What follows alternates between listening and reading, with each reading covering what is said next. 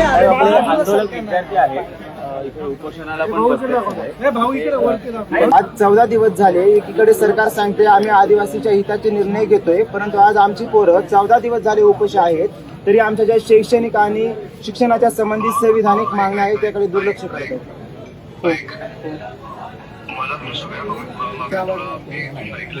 हो,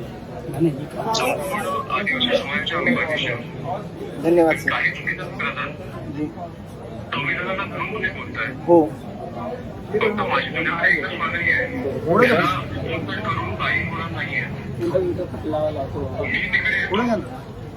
या सरकारला त्यांच्यासमोर कुठे लढायला आलं ना की त्यांची फाटते. बरोबर दादा. आता तुम्ही सोनम वांगचुक सरांचं उदाहरण घ्या. 20 दिवस ते उपोषणाला बसलेले, 21व्या दिवशी त्यांना घेऊन गेले. बरोबर दादा. पण जेव्हा देश लढायला उतरला तेव्हा त्या केंद्रात आपण राजीनामा मांडला ना. बरोबर. मी तुमच्या सगळ्या वसतिगृहाची परिस्थिती बघितली आहे, पण सगळ्यात वाईट मला वाटलं की एक मुलगी तिच्या भावासाठी रडते आणि तो व्हिडिओ बघितला, मला खूप वाईट वाटलं की एक मुलगी आपल्या भावासाठी रडते. व्हिडिओ बघितला मला खूप वाईट. मग मी घराच्याला आजच पाठवलं की समजून घेऊ एका परिस्थिती काय मी येतो तिकडे. मी आज नागपूरला आहे. हो दादा. दादा रोज हॉस्पिटलाइज होतात आपले मुलं.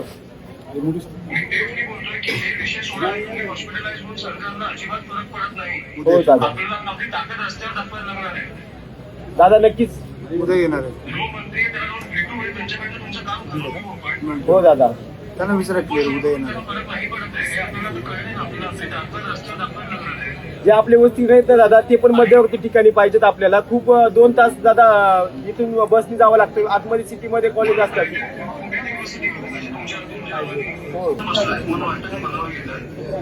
नाही आजपर्यंत तो कोण माहित नाही. तरी पण नाही घेणार साहेब ते. मी पण साहेब हे जर मनावर घ्यायच्या सारखीच आहे. आता दरवर्षी आम्हाला आंदोलनाला बसावं लागतं. सरकारने पण मनावर घेतलं पाहिजे. इथं मुलांची किती बिकट परिस्थिती होईल. माझ्यासोबत जी दिदी होती ती पण हॉस्पिटलला ऍडमिट आहे. तिथं असं काय झालं पाहिजे की तुमचे 4-5 लोकांचा जीव गेल्यानंतर सरकार हे घेत आहे, दखल घेत आहे. तुमचा जीव वाचून पण सरकारने दखल घेतली पाहिजे ना. हो, पण आता याच्या मी परत बोलतो तुमच्या मागण्या काही की चुकीच्या नाही.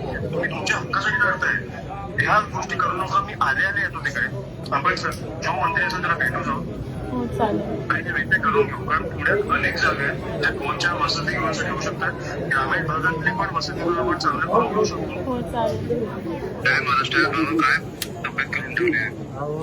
ऐका ना, इथं काय झालंय, जो 14 तारखेला एक सुधारित जी.आर. आलाय तोच फक्त यांनी रद्द केलाय. पण जो 5 तारखेचा जी.आर. आलेला होता ना, जो काळा जी.आर. आमचं शिक्षण आघात घालणारा, तो अजून कंटिन्यू होत आहे.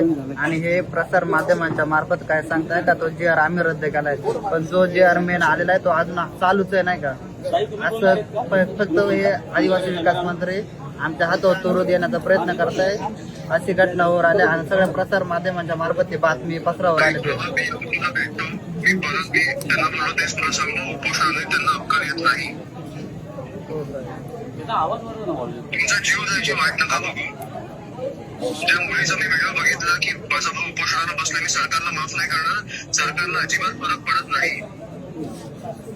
माझी विनंती आहे, मी तुमच्या पाठीशी उभा आहे. आपण तो लढा रस्त्यावर देऊ, त्यांना जाऊन भेटू, पण ह्याच्या सरकारला फरक पडत नाही. मी तुला जेन्युइनली सांगतोय, ह्या गोष्टी करू नका. ह्याच्यात तुमच्यासारख्या तरुण मुलाचा जीव गेला तर आम्हाला वाईट वाटेल, सरकारला नाही वाटणार. तुझ्या आई वडिलांना वाटेल, सरकारला नाही वाटणार. त्याच्यामुळे हे नका करू. आपण लढा देऊया.